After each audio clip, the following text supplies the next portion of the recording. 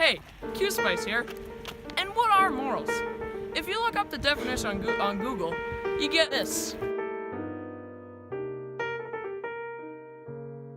Okay, so can we measure them? How?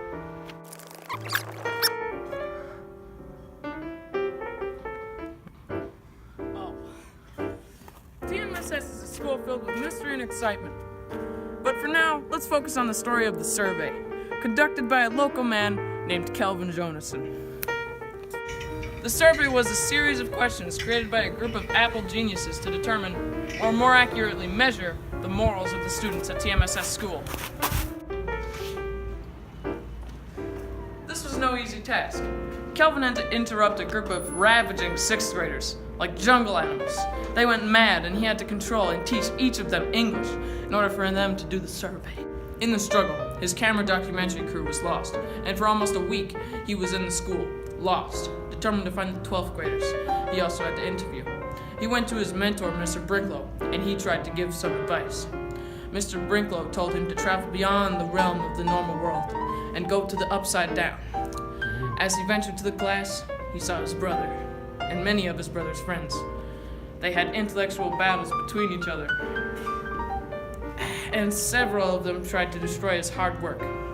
Many of them ripped him in half and made him give them more copies. Anyway, the most exciting part of this was the results. And first, we should do the second question.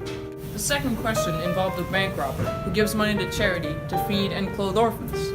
You are a witness, and you have to decide whether or not to call the cops.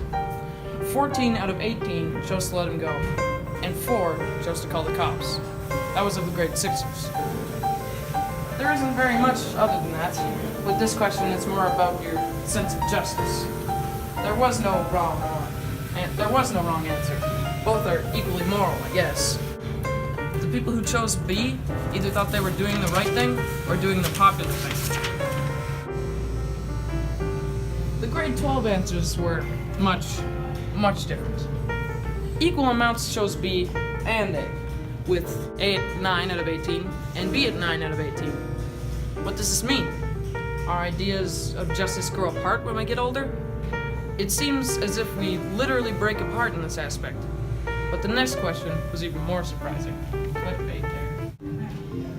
The next question, or the first question, was where a train was on the track with people on it.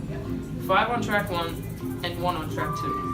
And you had to choose between switching the track or not being involved and letting the 5 die.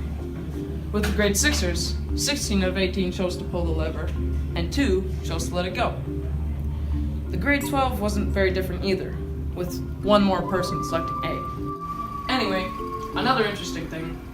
Statistically, the people who chose A are... A popular show called Minefield approached this exact question. They did the same survey I did, but in reality. The gang from Minefield put real people in a room with 2 clips edited together to make it look like people were on the track of the train. These people already knew how to operate the switch, but as it turns out, only 2 out of the 7 people chose to switch the track. This one. Now, as cool as that might be, we still have a third question. It was to see how moral people think they are. A 5-to-1, circle 1 type question asking you how moral you are. For the grade 6ers, 3 chose 5, 13 chose 4, 1 chose 3, and 1 had chosen 1.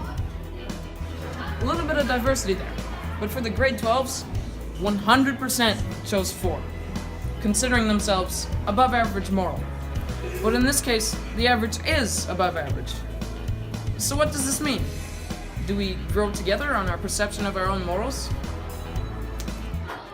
In evaluation, as we grow older, we grow apart in our ideas of justice, are often statistically wrong when we question our morals, and end up coming together on our perception of self-morals. Kelvin may have had some troubles during his survey, but in the end, only 1 turned out unusable. The sample was appropriate because he surveyed over half of his population with cluster sampling. My conclusions were argued all throughout this video.